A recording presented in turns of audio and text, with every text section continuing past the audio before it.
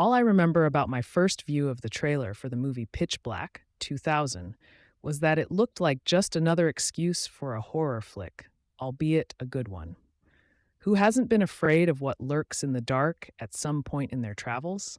It was just a teaser trailer that was mostly a black screen with people screaming and a few quick shots of creatures jumping at you.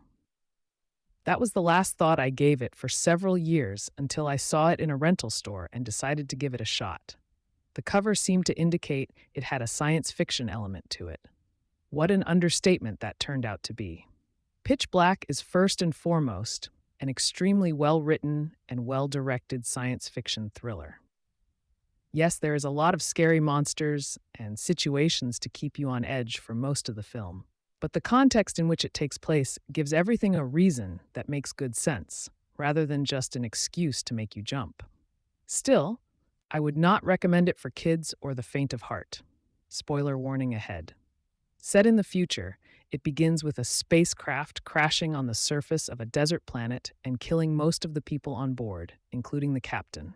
If you really want to see how a crash landing should be done on film, you'll be blown away by this one, an impossible clip to find on the web.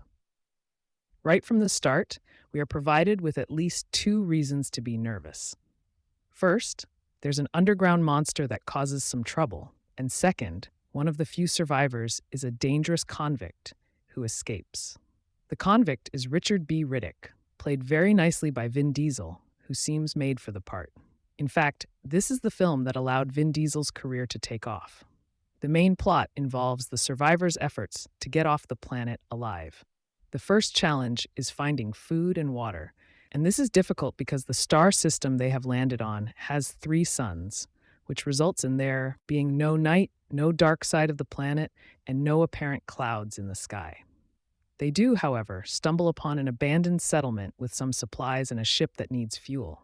They also find a working model of the trinary star system, and, in a very cool scene, the acting captain, played by Radha Mitchell, wins the model forward and determines that they are about to be plunged into 30 days of darkness due to a planetary lineup that occurs only once every 22 years. This event causes all 3 suns to be simultaneously eclipsed.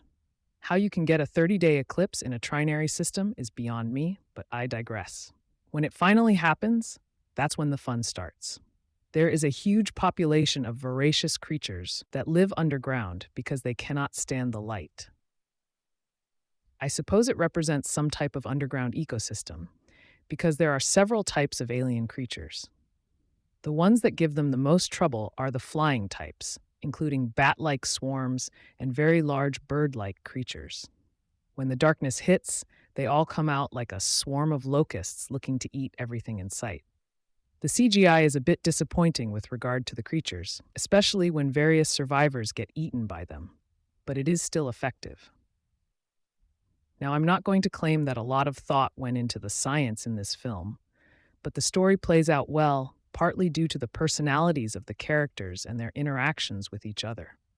You have an antiques collector who is a nervous wreck, a holy man and his 3 sons who stop to pray to Allah every now and then, the female pilot who feels responsible for the ordeal, a young girl stowaway who is pretending to be a boy, the escaped convict Riddick, and the bounty hunter who had captured him.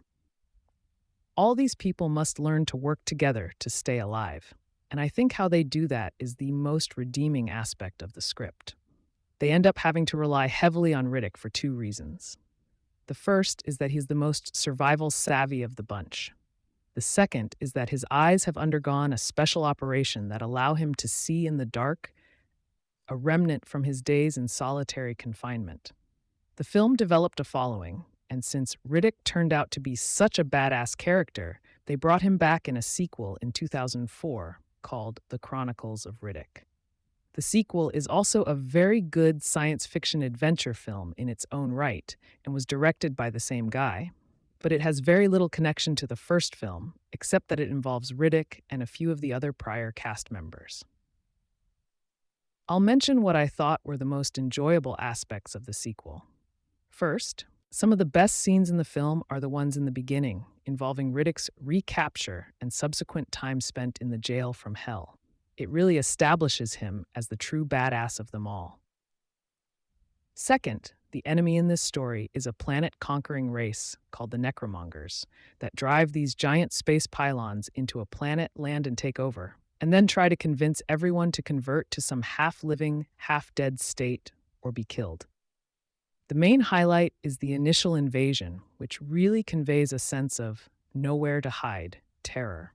And I love the cool soldier helmets, which completely cover the head with four mock faces looking in all directions. It looks quite intimidating. The rest of the story is pretty much your average defeat. The bad guy's fair, so it doesn't quite measure up to the first script in originality. But it is still a good film, and if you liked the first one, you'll certainly enjoy the Chronicles.